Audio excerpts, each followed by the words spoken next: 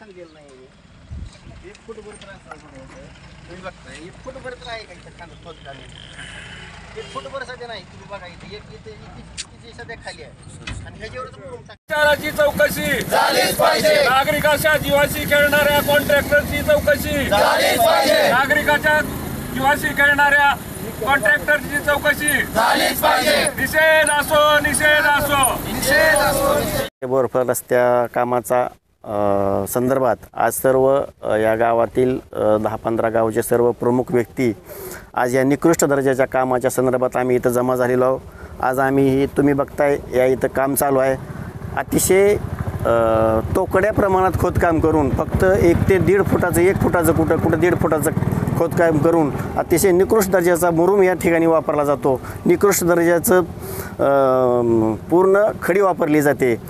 याचं या कामासंदर्भात मागच्या 6 महिन्याखाली मी स्वतः प्रशासनाला निवेदन दिलं होतं की हे काम निकृष्ट दर्जाचं होत आहे तरी हे काम बंद करून याची चौकशी करण्यात यावी, परंतु त्या कुठल्याही अधिकाऱ्यांनी किंवा कुठल्याही कर्मचाऱ्यांनी याची दखल न घेता ते काम तसंच पुढं चालू ठेवलेलं आहे। जवळजवळ ह्या कामाची 49 किलोमीटर लांबी असून या कामासाठी 350 कोटीचा निधी आहे। एवढा प्रचंड मोठ्या प्रमाणात निधीचं काम असताना एवढ्या प्रचंड मोठ्या प्रमाणात भ्रष्टाचार आणि निकृष्ट दर्जाचं काम हे इतकं खराब आहे की ह्या गुत्तेदाराला कमीत कमी ह्या पूर्ण रस्त्यावरून आतापर्यंत 10 ते 12 निवेदनं दिलेली आहे ती इतकं निकृष्ट दर्जाचं काम आहे आणि ह्या कामाचा ते सगळ्यांनी आज एकत्रित येऊन हे काम बंद करण्याचा निर्णय घेतलेला आहे। कधीपर्यंत काम बंद राहणार पुढची भूमिका काय असणार? आता आमची सध्याची भूमिका अशी आहे की उद्याच्याला आम्ही कलेक्टर साहेबांना मुख्यमंत्री महोदयांना आणि प्रशासनाच्या MSRDC ह्यांना आम्ही लेखी निवेदन देणार आहोत। लेखी निवेदन देऊन आम्ही कलेक्टर साहेबाला विनंती करणार आहोत की बाबा हे काम तात्काळ बंद करा।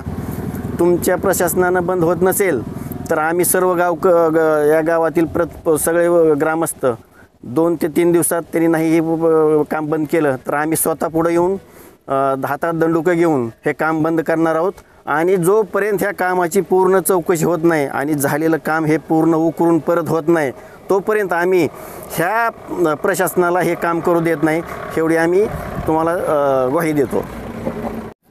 काय केलं तुम्ही आज काय मागणी आहे तुमची? आज आपण धाराशिव बोरफळ रस्ता जो राज्यमार्ग आहे त्याचं काम चालू आहे त्या ठिकाणी आलेलो आहोत। गेल्या 8-9 महिन्यापासून या रस्त्याचं काम चालू आहे। आम्ही दररोजचे रहदारी करणारे नागरिक आहेत या रस्त्यावरून। शासनानं नागरिकांच्या सोयीसाठी रस्ता बनवला आहे का नागरिकाचे जीव घेण्यासाठी रस्ता बनवतात हे मुळात लक्षात येत नाही। ह्या रस्त्याचं काम अतिशय निकृष्ट म्हणजे खोदकाम कमी केलं जातं आहे, मुरुम भरताना त्याच्यावर पाणी मारलं जात नाही, दबई केली जात नाही व्यवस्थित आणि परत पाठीमागून कॉन्क्रीट टाकलं जातं आहे।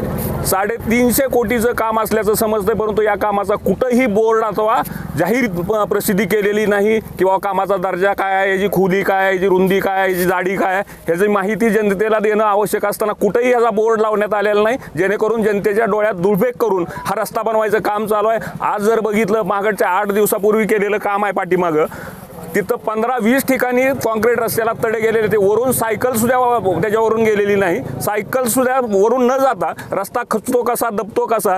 तर ह्या कामाची अतिशय तीव्र शब्दात आम्ही निषेध करतो आणि ह्या कामाची सखोल चौकशी होऊन नागरिकांच्या जीवाशी खेळणाऱ्या किंवा नागरिकाच्या हेळसांड करणाऱ्या कॉन्ट्रॅक्टर असेल, प्रशासकीय अधिकारी असतील, कर्मचारी असतील त्यांची चौकशी करून किती कुणी मलाई खाल्ली ह्याची चौकशी करून उचित कारवाई करावी। तोपर्यंत ह्या रस्त्याचं काम बंद ठेवावं कारण आपण बघता इकडे सगळ्यात धुरळा फुफुटा नागरिकाचं 2 प्राथमिक आरोग्य केंद्र आहे ते समुद्रवाणी आणि पाडोळी।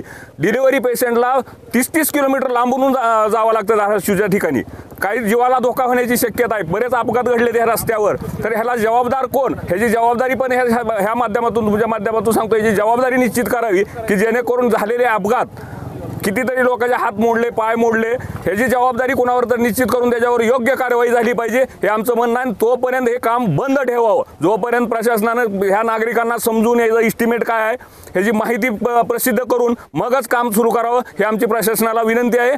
आणि जर का असं नाही केलं तर आम्हाला नाविलाजानं कायदा हातात घेऊन रस्त्यावर उतरल्याशिवाय पर्याय राहणार नाही।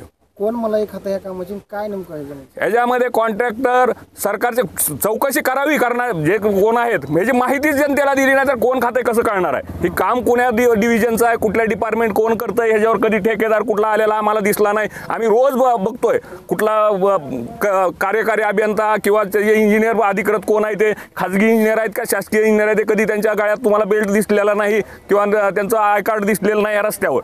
तर विचारायचं कोणाला हा मोठा प्रश्न आहे. म्हणून तुम्ही आज रोड काम म्हणून आज आम्ही प्रत्यक्ष इथं आलो कारण त्रास सहन करायची मर्यादा संपली. आता लग्न सराया विद्यार्थ्याच्या शाळेला बस बंद झालेत. शाळेची नुकसान होती विद्यार्थ्याच्या. काल स्वतः पालकमंत्र्यांनी बस स्टँडमध्ये दौरा केला. विद्यार्थ्यांनी 4-4 तास बस नसल्यामुळे तिथं पडून राहतात का तर रस्ताच नाही. बसवाल्याला आम्ही विनंती करतो ड्रायव्हर यायला तयार नाहीत रस्ता खराब असल्यामुळे बसची नुकसान होती.